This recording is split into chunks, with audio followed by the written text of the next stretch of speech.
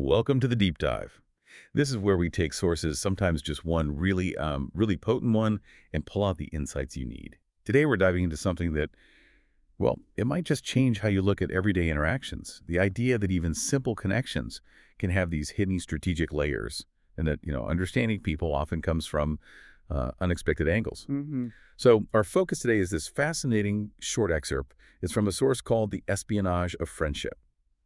It sounds intriguing, right? It's concise, but wow, it packs a punch. Our mission really is to explore this one core instruction. Pose as a friend, work as a spy. We want to break down what it means to be friendly, but also listen carefully. And this idea that information is power. The goal is to get the core insights and maybe think about the implications, which are, well, they're pretty profound for how we interact with each other. Okay, so let's jump right in. That title, The Espionage of Friendship, it immediately grabs you, doesn't it? It really does. There's an inherent tension there. It feels like a contradiction. And then you get this instruction, pose as a friend, work as a spy. What's the immediate sort of conflict you feel reading that? Well, it's exactly that. It sets up this fundamental duality right away. I mean, pose as a friend. Right. That suggests building trust, rapport, projecting warmth, a Because connection. what we normally think of as friendship. Exactly. But then work as a spy implies something totally different. A hidden agenda, an objective beyond just getting along. It means you're operating on two levels at once. The friendly part is, well, it's potentially a facade. A facade. Yeah. That's interesting because genuine friendship usually means openness, vulnerability, right? Precisely. Whereas espionage is all about concealment. Often it's about extracting something. So yeah, they're fundamentally at odds. So how does someone actually do that? I mean, how do you genuinely or seemingly genuinely act like a friend while having this completely separate, hidden objective? It seems incredibly difficult to balance. That's the crux of it, isn't it? And maybe where let's call it strategic thinking comes in. In the context the source seems to describe, the friend persona isn't about real emotional connection for the spy. Okay. It's more about creating the right conditions for the spy part to work. It's functional. So the conflict isn't a bug, it's a feature. You could say that, yeah. It's the engine. You use the social norms of friendship, trust, a reciprocity to lower the other person's guard.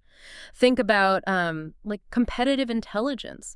Someone might strike up a friendly chat at a conference, make the other person feel comfortable, maybe share a drink, and then casually ask about, say, new product lines.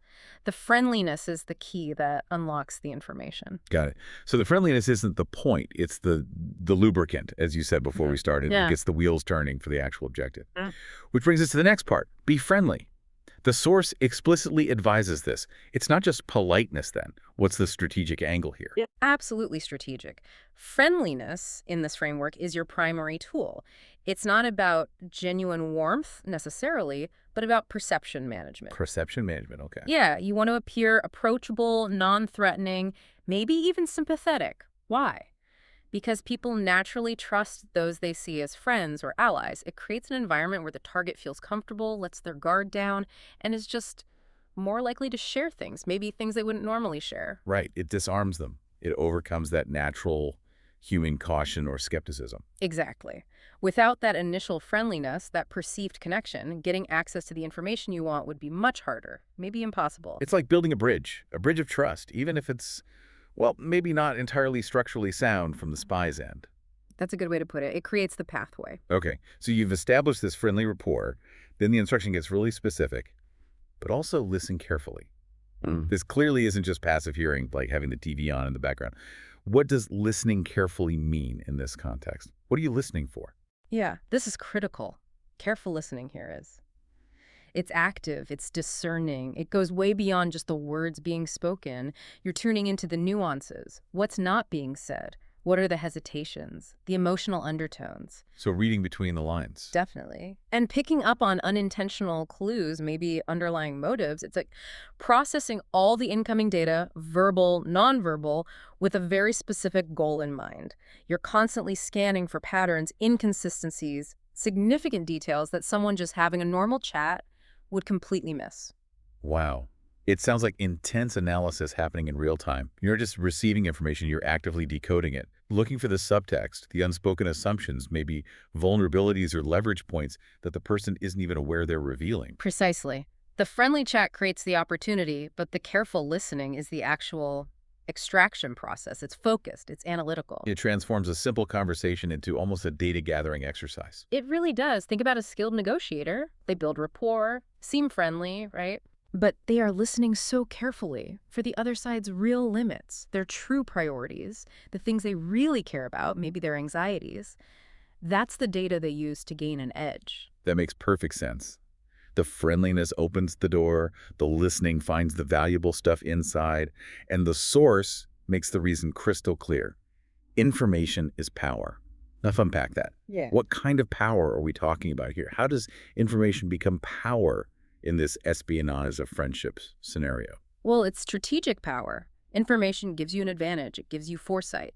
Knowing things allows you to anticipate what someone might do next. It helps you understand their weaknesses, their intentions, and that understanding gives you the ability to influence outcomes. Influence outcomes. How so?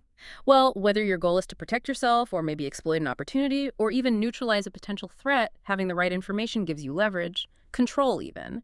An informed party can act decisively, effectively, in a way someone without that information simply can't. It's about being steps ahead. So it's not just abstract knowledge, it's actionable intelligence. Having those specific pieces of information gathered through that careful listening under the guise of friendliness lets you make better decisions, anticipate reactions, maybe counter moves, basically gain an upper hand. Exactly. It translates directly into capability. The ability to maneuver, to persuade, to protect your interests based on a clearer picture of reality than others might have. That link between information and tangible advantage is key. Absolutely. Without that payoff, the whole pose as a friend, work as a spy structure wouldn't really have a point, would it? The power derived from the information is the entire motivation. Right. Okay, so we've unpacked the source's core idea in the context of, well, espionage, but obviously we're not telling you, the listener, to go out and become actual spies. So what's the broader takeaway here? How can this concise, maybe slightly unsettling instruction help us understand just normal human interaction, our relationships, work dynamics? That's the really interesting part, I think. While the source describes an extreme specific situation, it holds up a fascinating mirror to everyday life. It highlights just how fundamental trust, perceived friendliness, and attentive listening are in any situation where information is exchanged. Whether the goal is good or bad. Right. Whether you're trying to genuinely understand someone, solve a problem together, negotiate a deal, or even, yes, gain some kind of advantage, the mechanisms are often surprisingly similar. It encourages us to be more aware, maybe, of the potential layers in communication and the subtle power dynamics. Who knows what? How did they find out? It definitely makes you think. You mentioned negotiation, which is a clear example. What about something like, say, a job interview? Oh, absolutely. An interviewer might use friendly, casual conversation at the start, right? Seemingly just building rapport. Small talk. But they might be carefully listening for clues about your personality, your real work ethic, how you handle pressure, things that don't show up on a resume. They're friendly, but they're gathering data. And flip that as the interviewee. You're probably doing the same thing, right? Trying to figure out the company culture, the boss's style, the real challenges of the job by listening carefully beneath the surface of their questions and comments. Exactly. Or think about office dynamics. Being generally friendly allows you to understand the relationships, the potential conflicts, who the key influencers are. You listen carefully, not necessarily to manipulate, but just to navigate effectively. Sure, to understand the landscape. Even in personal relationships, sometimes understanding what a partner or friend really needs or feels requires listening beyond the surface words. It requires that kind of careful attention, hopefully driven by empathy, not espionage. So the key isn't necessarily the intent behind it, which is obviously crucial, but recognizing that these mechanisms of using friendliness to create access and using careful listening to gather information are, well, they're pretty universal. I think so. It's about being aware that communication isn't always just face value. Friendliness can be an opener. And listening carefully is how we often gain deeper understanding for all sorts of reasons.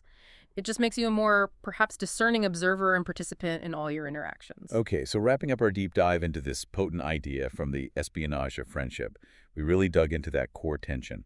Pose as a friend, work as a spy, how friendliness can be a strategic key to unlock doors, and how careful listening is the tool used to gather what's inside the nuances, the subtext, the valuable details. Driven by that fundamental principle, information is power, giving you foresight, leverage, the ability to act effectively. So here's a final thought for you to take away.